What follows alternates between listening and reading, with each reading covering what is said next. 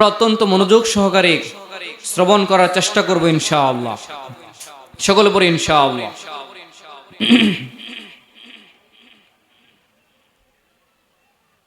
আজকে মুসলমান পৃথিবীর বিভিন্ন দিকে দিকে আজ মুসলমান নির্যাতিত, অপমানিত। মুসলমানদের উপর বিভিন্ন প্রক্রিয়ায়, বিভিন্ন সিস্টেমে নির্যাতনের স্টিম রুলার চলছে। কিন্তু আমরা প্রকৃত মুসলমান না হওয়ার কারণে আমাদের এই দুরবস্থা। আমরা অধিকাংশ মুসলমান মুনাফিকের পর্যায়ে পড়ে আছি। যে গুণগুলো অর্জন করলে প্রকৃত মুসলমান হওয়া যাবে, সেই বৈশিষ্ট্যগুলো, সেই গুণগুলো আমাদের মধ্যে নাই। খাঁটি মুসলমান হওয়ার জন্য সেই গুণগুলো আমাদেরকে অর্জন করতে হবে, আর সেটা হলো আল্লাহর কোরআন। আমরা যদি খাঁটি মুসলমান হতে চাই, তাহলে আল্লাহ তাআলার পবিত্র কোরআন আমাদের ব্যক্তিগত জীবন থেকে শুরু করে আন্তর্জাতিক জীবন পর্যন্ত সকল ক্ষেত্রে একমাত্র আল্লাহর আইন আমাদেরকে মেনে চলতে হবে। কথা বলেন ঠিক না বেঠিক? মুসলমানদের আজকে এই বিপর্যয় কেন? মুসলমানদের এই দুরবস্থা কেন? মুসলমানদের এই দুরবস্থার কারণ হচ্ছে আমরা ভালো সঠিক মুমিন হতে পারি নাই। আল্লাহর জমিনে আল্লাহর দিন কেন কায়েম হচ্ছে না? আল্লাহর জমিনে আল্লাহর দিন কেন আমরা বাস্তবায়ন করতে পারছি না? এর বড় একটা কারণ হচ্ছে আমরা যদিও মুসলমান সংখ্যায় বেশি, কিন্তু আমরা ইসলাম পালন করি কম। এই বাংলার জমিনে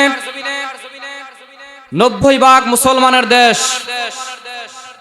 90% মুসলমানের দেশে আল্লাহর কোরআন দিয়ে সমাজ রাষ্ট্র পরিচালনা হওয়ার কথা ছিল কি ছিল না? জোরে বলেন। কেন হচ্ছে না? আমরা সঠিকভাবে ইসলাম পালন করি না, আমরা সঠিক মুমিন হতে পারি নাই, যার কারণে আজকে আমাদের দেশে 90% মুসলমান হওয়া সত্ত্বেও যে আল্লাহ আমাদেরকে সৃষ্টি করলেন, সে আল্লাহর আইন এই জমিনের মধ্যে চলে না। এজন্য আমাদেরকে খাঁটি মুমিন হওয়া লাগবে,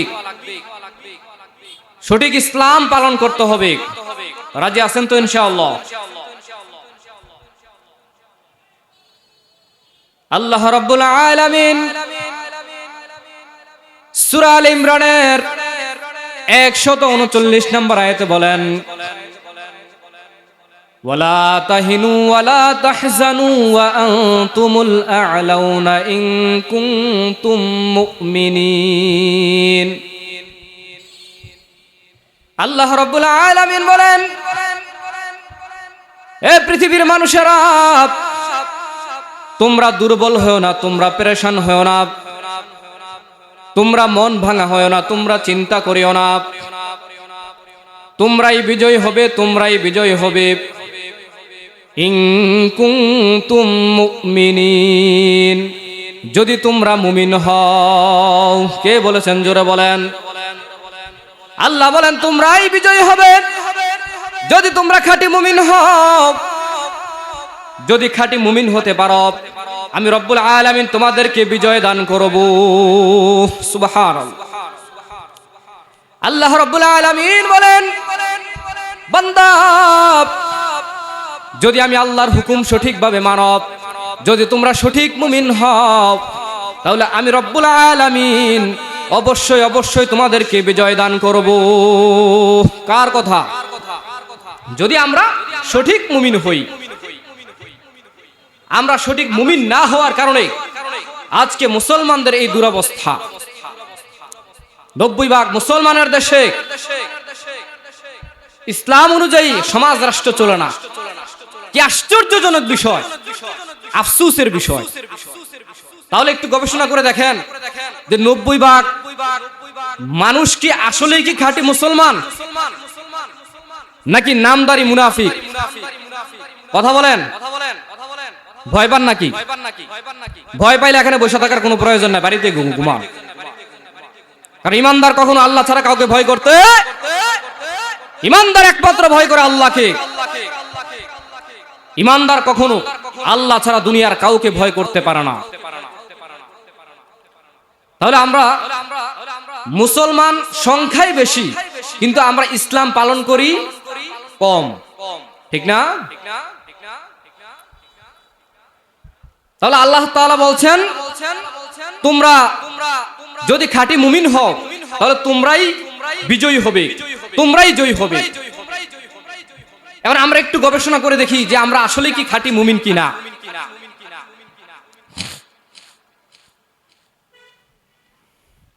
প্রিয় ভাইরা আমার, মসজিদ থেকে এইমাত্র 10 জন মুসল্লি নামাজ পড়ে বের হয়েছে।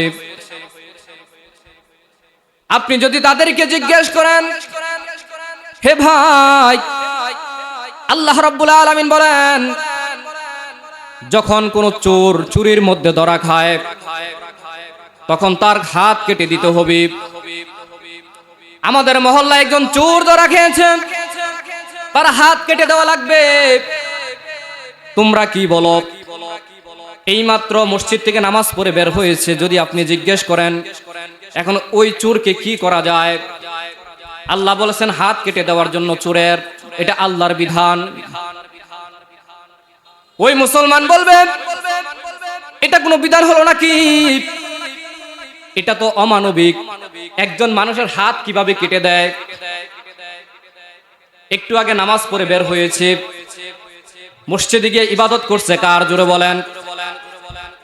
মসজিদ থেকে বের হওয়ার পরে যখন আপনি বললেন চোরের হাত কাটার জন্য, এই চোরের হাত কাটতে রাজি না, সে বলে এটা নাকি অমানবিক। এমন মুসলমান আমাদের সমাজে আছে না নাই? তাহলে বোঝা গেল আমরা মুমিন হতে পারি নাই। আর যদি আমরা মুমিন হতে না পারি তাহলে আল্লাহ রাব্বুল আলামিন বলেন তোমরা বিজয়ী হতে পারবে না, তোমরা বিজয়ী হতে পারবে না। যদি বিজয়ী হতে চাও তাহলে আমি আল্লাহর আইন তোমাদেরকে মানতে হবে। আপনি যদি আবার জিজ্ঞেস করেন 10 জন মুসল্লিকে, হে ভাই, আল্লাহ রাব্বুল আলামিন বিধান দিয়েছেন জানাকারিনী মহিলা, জানাকারী পুরুষ যদি অবিবাহিত হয় তাদেরকে 100 বেত্রাঘাত করার জন্য, আর জিনাকারী পুরুষ এবং মহিলা যদি বিবাহিত হয় তাহলে তাদেরকে পাথর মেরে হত্যা করা হবে। এখন তোমরা কি বলো, আল্লাহর এই আইন মানতে রাজি কিনা? তারা আপনাকে উত্তর দিবে, কি বলেন ভাই, সামান্য জেনা করছে, অপরাধ করছে, জরিমানা করে তাদেরকে ছেড়ে দেন, একজন মানুষকে পাথর মেরে হত্যা করা হবে, এটা কোনো কথা হলো নাকি? নাউজুবিল্লাহ বলেন। তারা আপনাকে আমাকে বুঝাতে চায় আল্লাহর আইন ভালো লাগে না। আল্লাহ রাব্বুল আলামিন বলেন আয-যানিয়াতু ওয়াজ-যানি ফাজলিদু কুল্লা ওয়াহিদিন মিনহুমা মিআতা জালদাহ। আল্লাহ তাআলা বলেন যদি জানাকারিনী মহিলা এবং জানাকারিনী পুরুষ যদি অবিবাহিত হয় তাহলে তাদেরকে 100 বেত্রাঘাত করো, আর যদি তারা বিবাহিত হয় তাহলে তাদেরকে পাথর মেরে হত্যা করে দাও। কার আইন এটা? আরো জোরে বলেন, কার আইন? আল্লাহর আইন। কিন্তু এটা মানতে তারা কি না রাজি না। তাহলে বলেন তো দেখি, আমরা কি মুমিন হতে পেরেছি? আমরা তো মুমিন হতে পারি নাই। আর যদি আমরা মুমিন হতে না পারি তাহলে আল্লাহ রাব্বুল আলামিন আমাদেরকে বিজয় দিবে না। বিজয় অর্জন করা আমাদের পক্ষে সম্ভব না। দিন কায়েম হবে কিভাবে? আপনার কারণে তো। আপনি তো বলছেন যে এটা অমানবিক, কেন হাত কাটবে, কেন জানাকারিনী মহিলাকে হত্যা করা হবে? আল্লাহর আইনকে উপেক্ষা করে কথা বলে কি বলে না? জোরে বলেন। তাহলে আমরা খাঁটি মুমিন হতে পারি না। প্রিয় ভাইরা আমার, রব্বুল আলামিন বলেন, ও পৃথিবীর মানুষেরা, আপনি যখন কোনো মুসলমানকে জিজ্ঞেস করবেন, এ ভাই, আল্লাহ রাব্বুল আলামিন পবিত্র কুরআনুল কারীমের সূরা বাকারার 278 নম্বর আয়াতে বলেন, ইয়া আইয়ুহাল্লাযীনা আমানুত্তাকুল্লাহা ওয়া যারু মা বাকিয়া মিনার রিবা ইন কুনতুম মুমিনিন। হে পৃথিবীর মানুষরা, হে ইমানদাররা, তোমরা আমি আল্লাহকে ভয় করো, আর সুদের যে অবশিষ্ট আছে এই সুদ থেকে তোমরা বিরত হও যদি তোমরা মুমিন হও। কার বিধান? আপনি যদি জিজ্ঞেস করেন, হে ভাই, আল্লাহ তাআলার বিধান সুদ ছেড়ে দেওয়ার জন্য আপনাকে আমাকে সুদ পরিহার করতে হবে, এটা কার বিধান? আল্লাহ তাআলার বিধান, আমাদেরকে সুদ পরিহার করতে হবে। আমাদের সমাজে সুদখোর আছে না নাই? জোরে বলেন, আছে কিনা? মসজিদ ইমাম সাহেব সুদ সম্পর্কে আলোচনা করছে। এতদিন আলোচনা ভালোই ছিল, মসজিদ থেকে বের হওয়ার পর বলতেছে, হ্যাঁ হুজুর এটা কি, আজকে কি এটা আলোচনা করলো? সুদের ব্যাপারে কথাগুলো এটা কি আলোচনা হইলো? এতদিন উনি অনেক কথা বলে অন্য আলোচনা করে আজকে সুদের আলোচনা করলো, এরকম বলে কি বলে না? জোরে বলে। তাহলে সুদ ছেড়ে দিতে হবে, সুদের কাজ কারবার করা যাবে না, এটা কার কথা? আল্লাহর কথা। তাহলে আল্লাহর কথা আপনি মানেন না কেন?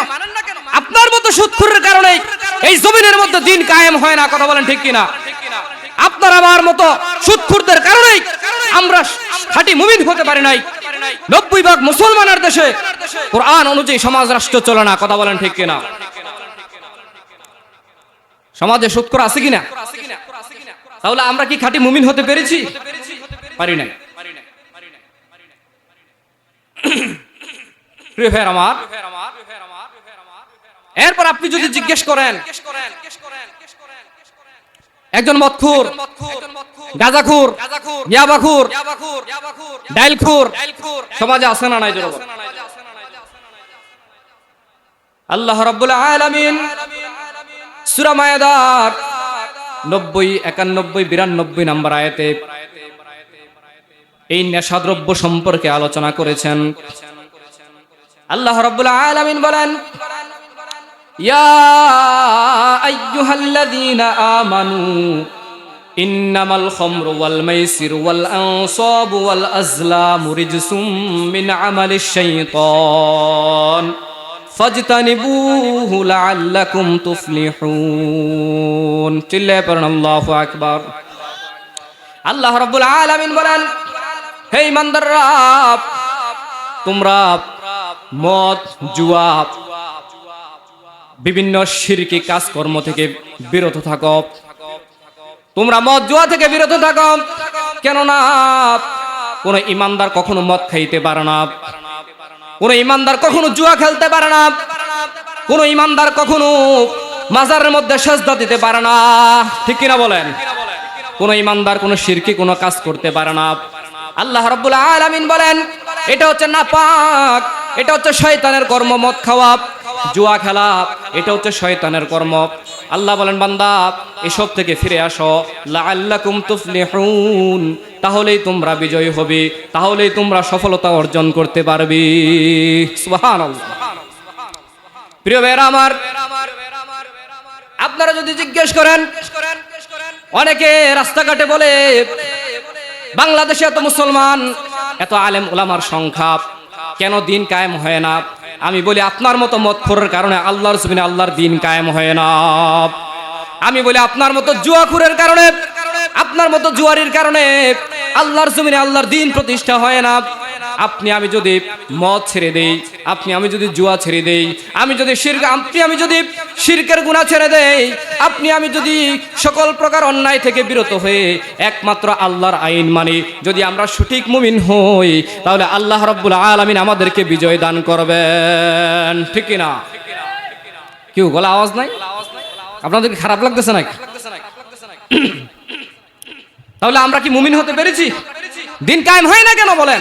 এই কারণেই হয় না, আপনি আমি মুমিন হতে পারি না। প্রিয় ভাইয়ের আমার, আমরা মুমিন হতে পারি নাই। কিভাবে আমরা মুমিন হতে পারি নাই?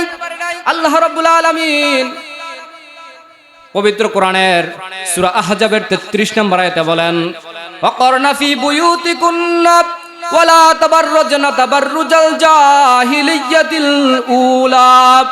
আল্লাহ বলেন, হে ঈমানদাররা, আমি তোমাদেরকে নির্দেশ করছি, তোমাদের স্ত্রীরা যেন, তোমাদের মেয়েরা যেন জাহিলি যুগের অসভ্য মহিলাদের মতো অর্ধ উলঙ্গ অবস্থায় তাদের রূপ যৌবন প্রদর্শন করে যেন তারা ঘুরে না বেড়ায়। কার আইন জোরে বলে? প্রিয় ভাইরা আমার, আমাদের বউ, আমাদের মেয়ে, আমাদের স্ত্রী চান্দিনা বাজার অর্ধ উলঙ্গ অবস্থায় ঘুরে কি ঘুরে না জোরে বলেন? এটা কি আল্লাহর আইন নাকি জোরে বলেন? পর্দা করার বিধান কে দিয়েছেন? পর্দা করার বিধান আল্লাহ দিয়েছেন। যে আল্লাহ বিধান দিয়েছেন পর্দা করতে হবে, সে আল্লাহর বিধানকে লঙ্ঘন করে কিভাবে আপনার আমার স্ত্রী চান্দিনা বাজার অর্ধ উলঙ্গ ভাবে ঘোরাফেরা করে, কিভাবে আমার আপনার স্ত্রী মার্কেটের মধ্যে বেপর্দা ভাবে কাপড় কিনতে যায়, কিভাবে আল্লাহর আইন লঙ্ঘন করে আপনার আমার স্ত্রী কসমেটিক দোকানের বেড়ার সাথে পরকিয়া করে, কথা বলেন আছে না নাই? আছে কি না জোরে বলেন? তাহলে আপনার মতো গায়রতবিহীন পুরুষের কারণে আল্লাহর জমিনে আল্লাহর দ্বীন কায়েম হয় না, কথা বলেন ঠিক কিনা? আপনি আমি মুমিন হতে পারি নাই। যদি আমরা মুমিন হতে চাই, আইন মানতে হবে কার? মহিলাদের পর্দার ব্যাপারে ওয়াজ আমার কাছ থেকে শুনে নিন পরে, যে একজন মহিলা আপনার মেয়ে আপনার স্ত্রীকে কিভাবে পরিচালনা করতে হবে এটা আমার কাছ থেকে জেনে নিন। এখন আমি পর্দা সম্পর্কে আলোচনা করছি। প্রিয় ভাইয়ের আমার, আমরা কি মুমিন হতে পেরেছি কিনা? কথা বলেন, আমরা মুমিন হতে পেরেছি? না, আমরা মুমিন হতে পারিনি। ইসলাম সম্পর্কে বিভিন্ন আমাদের দেশে গবেষকের অভাব নাই। ফেসবুকে, ইউটিউবে বিভিন্ন ধরনের ইসলামিক পোস্ট করার পরে সারা রাত 10টা 11টা 12টা 1টা পর্যন্ত ইসলামিক পোস্ট করে ফজরের নামাজ না পড়ে ঘুমায়। এমন আল্লাহর ওলি আসেনি? হ্যাঁ, বন্ধুকে বলতেছে, বন্ধু ইসলাম সম্পর্কে তুমি যে একটা লেখা লিখছো, মাশাআল্লাহ, ভেরি নাইস, খুবই চমৎকার, ভেরি এক্সিলেন্ট। তো সকালবেলা বন্ধুর সাথে দেখা হয়েছে, বন্ধু কি অবস্থা? চোখ মুখ দিয়ে ফুলা দেখা যায়। দোস্ত একটু আগে ঘুম থেকে উঠলাম। ফজরের নামাজ পড়ো নাই? কয় না, সারা রাত ইসলাম সম্পর্কে লিখতে লিখতে খুব টায়ার্ড হয়ে গেছে, আই এম ভেরি টায়ার্ড। এই কারণে ফজরের নামাজটা কি করতে পারি নাই, পড়তে পারি নাই। এমন জাহেল, এমন মূর্খ আমাদের দেশে আছে না নাই জোরে বলেন? নামাজ পড়া কি ফরজ? তো নামাজ না পড়ে যে তুমি ঘুমাইলা, তোমার মতো কুলাঙ্গারের কারণে আল্লাহর জমিনে আল্লাহর দ্বীন কায়েম হয় না, কথা বলেন ঠিক কিনা?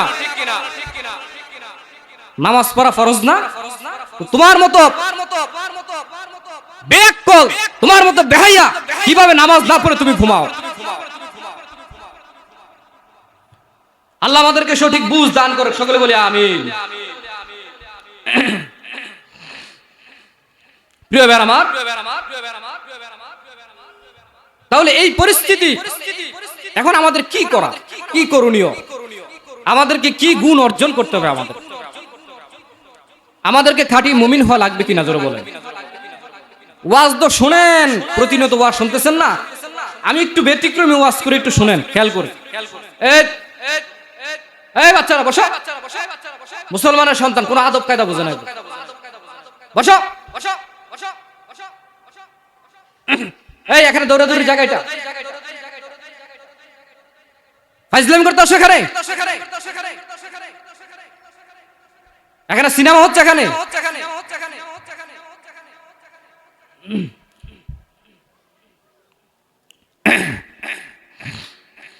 সন্তানদেরকে আদব শিক্ষা দিতে হবে, ইসলাম শিক্ষা দিতে হবে। বুঝেন নাই কথা?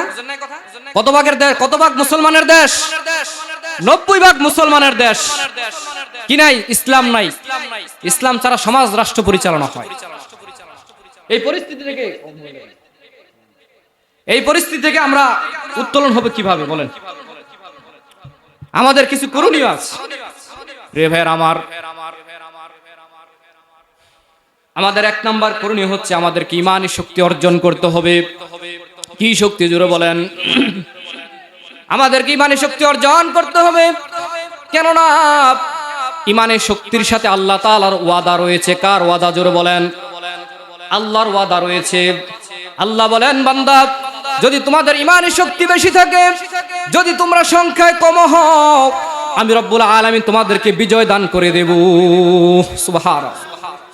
যদি তোমাদের সংখ্যায় যদি কম হয়, আল্লাহ তাআলা বিজয় দিতে পারে কি পারে না জোরে বলেন?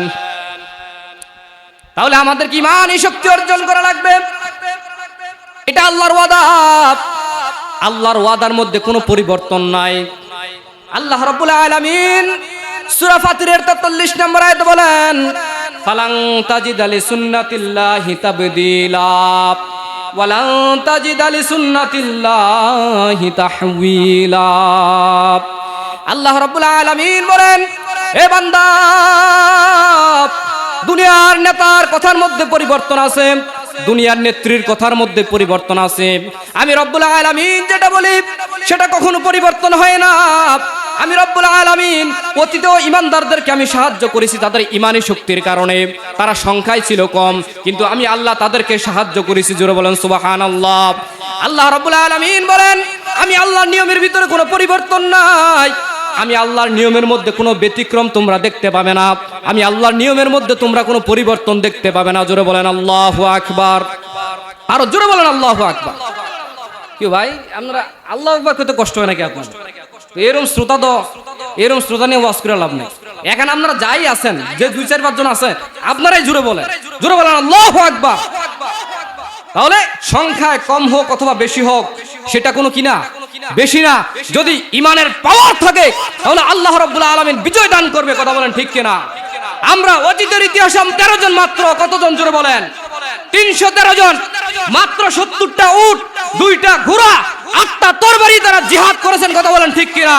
313 জনকে আল্লাহ রাব্বুল আলামিন 1000-এর বিরুদ্ধে, সশস্ত্র 1000-এর বিরুদ্ধে বিজয় দান করেছেন। কে? আরো জোরে বলেন কে?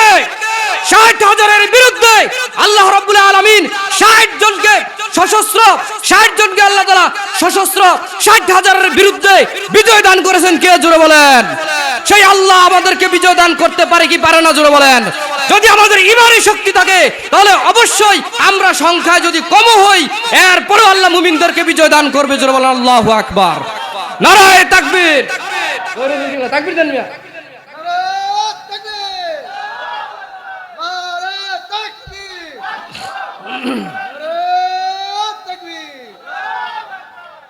সকলে বলেন আলহামদুলিল্লাহ।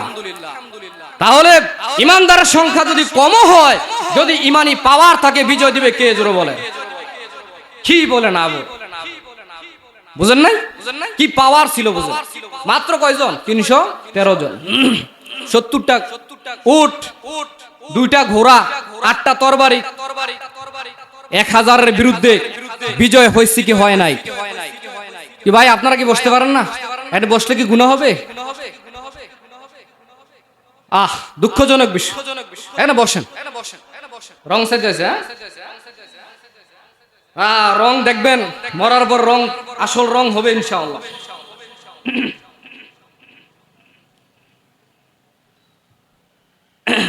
তাহলে প্রিয় ভাইরা আমার, তাহলে খাঁটি মুমিন যদি হই, তাহলে আল্লাহ তাআলা আমাদেরকে কি করবেন? বিজয় দান করবেন। মনে আছে তো ইনশাআল্লাহ? প্রিয় ভাইরা আমার, তালুত বাহিনী নাম শুনছেন? প্রিয় ভাইরা আমার, বাদশাহ তালুত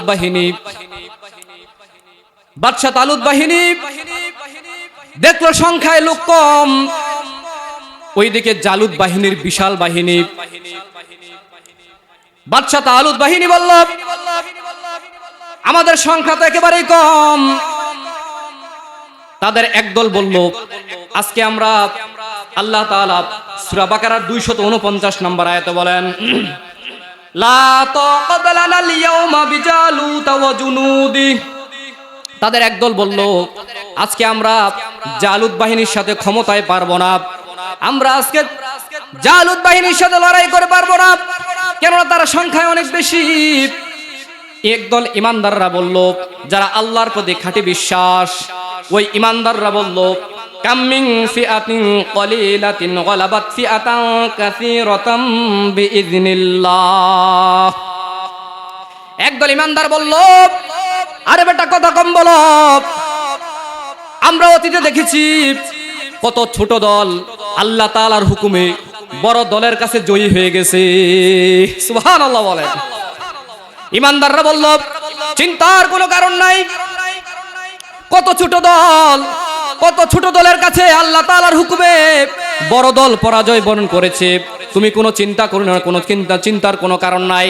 বাস্তবিক অর্থে তালুত বাহিনী জালুত বাহিনীর কাছে বিজয় লাভ করছে। জোরে বলেন সুবহানাল্লাহ।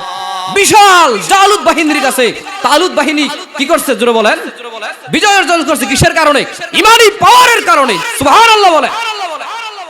ইমানের পাওয়ার কাকে বলে? বিশাল জালুত বাহিনীর কাছে তালুত বাহিনী বিজয় লাভ করছে। এজন্য খাঁটি মুমিন হওয়া লাগবে। কি হওয়া লাগবে? জোরে বলেন। তাহলে ঈমান এটা থেকে কলবের মধ্যে কোথায়? জোরে বলেন। তাহলে কলব ঠিক থাকতে হবে। কি থাকতে হবে? জোরে বলেন। তাহলে ঈমানের শক্তি আমাদেরকে অর্জন করা লাগবে। কিভাবে আমরা ঈমানের শক্তি অর্জন করব? কিভাবে আমরা ঈমানের শক্তি অর্জন করব? প্রিয় ভাইরা আমার, শাইখুল ইসলাম ইমাম ইবনে তাইমিয়া রাহমাতুল্লাহি আলাইহি বলেন, মৌলিকভাবে কলব হলো 3 প্রকার। কয় প্রকার? জোরে বলেন। মৌলিকভাবে কলব হলো 3 প্রকার। আল কলবুস সালিম, আল কলবুল মারিদ, আল কলবুল মাইয়িত। আল কলবুস সালিম সুস্থ অন্তর, এটা হলো মুমিনের অন্তর। আল কলবুল মারিদ মুনাফিকের অন্তর, অর্থাৎ অসুস্থ অন্তর, এটা হলো মুনাফিকের অন্তর। আল কলবুল মারিদ অসুস্থ অন্তর, এটা হলো মুনাফিকদের অন্তর। আল কলবুল মাইয়িত মৃত অন্তর, এটা হচ্ছে কাফেরদের অন্তর। আল্লাহ রাব্বুল আলামিন বলেন, বান্দা যদি আল কলবুস সালিম সুস্থ অন্তর নিয়ে আমার কাছে আসতে পারো, আমি রব্বুল আলামিন তোমাদেরকে এই সুস্থ অন্তরওয়ালা মুমিনদেরকে আল্লাহ রব্বুল আলামিন জান্নাতুল ফিরদাউস নসিব করে দেবে। সুবহানাল্লাহ। সুস্থ অন্তর নিয়ে কার কাছে যাওয়া লাগবে? জোরে বলেন। আল কলবুস সালিম সুস্থ অন্তর, এটা হচ্ছে মুমিনের অন্তর। এই সুস্থ অন্তর নিয়ে যদি আমরা আল্লাহর কাছে যেতে পারি, তাহলে আল্লাহ তাআলা আমাদেরকে জান্নাত দান করবেন। আর যদি অসুস্থ অন্তর নিয়ে যাই, তাহলে আল্লাহ রাব্বুল আলামিন আমাদেরকে জাহান্নাম দিবে। ঠিক কিনা বলেন? প্রিয় ভাইরা আমার, আল্লাহ রাব্বুল আলামিন পবিত্র কোরআনুল কারীমের সূরা আশ-শুআরার 88 এবং 89 নম্বর আয়াতে বলেন, ইয়াউমা লা ইয়ানফাউ মালুন ওয়ালা বানুন ইল্লা মান আতাল্লাহা বিকলবিন সালিম। আল্লাহ রাব্বুল আলামিন বলেন, হে আমার প্রিয় বান্দা, সেদিন তোমার ধন সম্পদ তোমার কোনো কাজে আসবে না, তোমার সন্তান সন্ততি তোমার কোনো কাজে আসবে না। যে সন্তানের পিছনে ঘুরে, যে পরিবারের পিছনে ঘুরে আমি আল্লাহকে ভুলে গেছো, যে সন্তানের মায়ায় পড়ে আমি আল্লাহকে ভুলে গেছো, যে ধন সম্পদের মায়ায় পড়ে আমি আল্লাহকে ভুলে গেছো, এই সন্তান এই সম্পদ তোমার কোনো কাজে আসবে না। তোমার একমাত্র কাজে আসবে তোমার সুস্থ অন্তর। আল্লাহ তাআলা বলেন, যদি আমার কাছে সুস্থ অন্তর নিয়ে আসতে পারো, আমি রব্বুল আলামিন সুস্থ অন্তরওয়ালা মুমিনদেরকে জান্নাতুল ফিরদাউস নসিব করে দেব। চিল্লায়ে বলেন আল্লাহু আকবার। এটা কি আমার কথা না আল্লাহর কথা? আল্লাহর কথা। তাহলে সুস্থ অন্তর দরকার আছে না নাই? জোরে বলেন। কিন্তু আমাদের অন্তর কি সুস্থ আছে? হায় হায়, সুস্থ অন্তর নিয়ে যদি আমরা আল্লাহর কাজ করি, সংখ্যা যদি কম হয়, বিজয় দান করবেন কে? আল্লাহ। আর অসুস্থ অন্তর মুনাফিকের অন্তর। ওই যে বুঝেন নাই, 90% মুসলমান, মনে আসেনি আপনাদের? 90% মুসলমানের ভিতরে আপনার অসুস্থ অন্তরওয়ালা কত পার্সেন্ট? আমার কাছে মনে হয় যে 85%। যার কারণে 90% মুসলমানের দেশে কি নাই? ইসলাম নাই।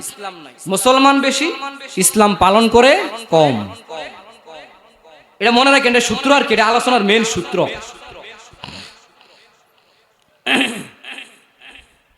সকলে বলে আলহামদুলিল্লাহ। তাহলে এটা হচ্ছে 1 নাম্বার বলছি, ইমানি শক্তি অর্জন করা। কি করা? জোরে বলেন। ইমানি শক্তি অর্জন করা। 2 নাম্বার, আমাদেরকে ইসলামের মধ্যে পরিপূর্ণভাবে প্রবেশ করতে হবে। আল্লাহ রাব্বুল আলামিন বলেন, ইয়া আইয়ুহাল্লাযীনা আমানু দুখুলু ফিস-সিলমি কাফা। রব্বুল আলামিন বলেন, হে ঈমানদাররা, তোমরা পরিপূর্ণভাবে ইসলামের মধ্যে প্রবেশ করো। আল্লাহ তাআলা বলেন, তোমরা পরিপূর্ণভাবে ইসলামের মধ্যে প্রবেশ করো। এখন আমরা যদি চিন্তা করি, আমরা পরিপূর্ণভাবে ইসলামের মধ্যে প্রবেশ করলাম কিনা? পরিপূর্ণভাবে ইসলামের মধ্যে প্রবেশ করার অর্থটা কি? আমাদেরকে আল্লাহ তাআলার আইন সঠিকভাবে মানতে হবে, রাসূলের সুন্নাহ আমাদেরকে সঠিকভাবে মানতে হবে, এবং কি পরিপূর্ণভাবে আল্লাহর কোরআনের উপর আমল করে আমাদেরকে পরিপূর্ণভাবে ইসলামের মধ্যে প্রবেশ করতে হবে। ঠিক কিনা বলেন? পরিপূর্ণভাবে, কথাটা শুনেন, যে পরিপূর্ণভাবে ইসলামে প্রবেশ করা, এটা তো সবসময় শুনেন, ঠিক না? তাহলে এই বিষয়টা একটু চিন্তা করা দরকার না, যে পরিপূর্ণভাবে ইসলামে প্রবেশ করা মানে কি? রাসূলের সুন্নাহ যেভাবে মানার দরকার, আল্লাহর আইন ঠিক আল্লাহ তাআলা আমাদেরকে যেভাবে আইন দিয়েছেন ঠিক ওইভাবেই আমাদেরকে কি করতে হবে? মানতে হবে। এটা হচ্ছে পরিপূর্ণভাবে ইসলামের মধ্যে প্রবেশ। মসজিদে গেলে হুকুম মানে কার? মসজিদ থেকে বের হইলে আবার হুকুম হয়ে যায় মানুষের, ঠিক না? তাহলে এটা পরিপূর্ণভাবে কিনা ইসলামে প্রবেশ নয়। তাহলে আমাদেরকে, আমাদের করণীয়, 2 নাম্বার করণীয় কি? জোরে বলেন। পরিপূর্ণভাবে ইসলামের মধ্যে প্রবেশ করা। প্রিয় ভাইরা আমার, আমাদের 3 নাম্বার গুণ হতে হবে দ্বীনের সঠিক জ্ঞান অর্জন করা। আমাদেরকে দ্বীনের সঠিক জ্ঞান অর্জন করতে হবে। দ্বীনের সঠিক জ্ঞান অর্জন করে এই জ্ঞান মানুষের কাছে পৌঁছে দেওয়া লাগবে, এবং কি আমল করতে হবে। কি করতে হবে? জোরে বলেন। দ্বীনের সঠিক জ্ঞান অর্জন করে সে অনুযায়ী আমল করতে হবে। তিরমিজি শরীফের হাদিস 2416 নাম্বার, ক্বালা রাসূলুল্লাহ সাল্লাল্লাহু আলাইহি ওয়াসাল্লাম, নবীজি বলেন, লা তাজুলু কদামা ইবনে আদম ইয়াউমাল কিয়ামাতি মিন ইনদি রাব্বিহি হাত্তা ইউসআলা আন খামস। রাসূল কারীম সাল্লাল্লাহু আলাইহি ওয়াসাল্লাম বলেন, আদম সন্তান যতক্ষণ পর্যন্ত 5টি প্রশ্নের উত্তর দিতে না পারবে, ততক্ষণ পর্যন্ত আল্লাহ তাআলার সামনে থেকে 1 কদম নড়াচড়া করতে পারবে না। আন উমরিহি ফিমা আফনাত। আল্লাহ তাআলা জিজ্ঞেস করবে, বান্দা, এ বান্দা, তুমি তোমার জীবন কিভাবে অতিবাহিত করেছো? ওয়াং শাবাবিহি ফিমা আবলা। আমি আল্লাহ যে তোমাদেরকে যৌবন দিয়েছি, এই যৌবন তুমি কিভাবে ব্যয় করেছো? কোন কাজে ব্যয় করেছো? কিভাবে যৌবন কাল কাটিয়েছো? আল্লাহ রাব্বুল আলামিন আপনাকে আমাকে জিজ্ঞেস করবে, জীবিন বান্দা, জীবন কিভাবে অতিবাহিত করেছো? যৌবন কাল কিভাবে কোন কাজে ব্যয় করেছো? জিজ্ঞেস করবে, কি করবে না? জোরে বলেন। ওয়া মালিহি মিন আইনা ইকতাসাবা। নবীজি বলেন, আল্লাহ তাআলা জিজ্ঞেস করবেন, তুমি সম্পদ কোন খাতে অর্জন করেছো? ওয়া ফিমা আনফাকা, এবং এই সম্পদ কিভাবে তুমি ব্যয় করেছো? জিজ্ঞেস করবে, কি করবে না? জোরে বলেন। ওয়া মাযা আমিলা ফিমা আমিলা।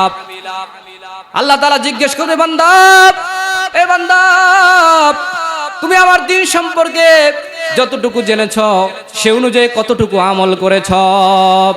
আমরা জানি নামাজ পড়া ফরজ, কথা বলেন ঠিক কিনা? আলেমরা ওয়াজ করে, কি করে না? জোরে বলেন। আলেমরা ওয়াজ করেন নামাজ পড়া ফরজ, উলামায়ে কেরাম ওয়াজ করেন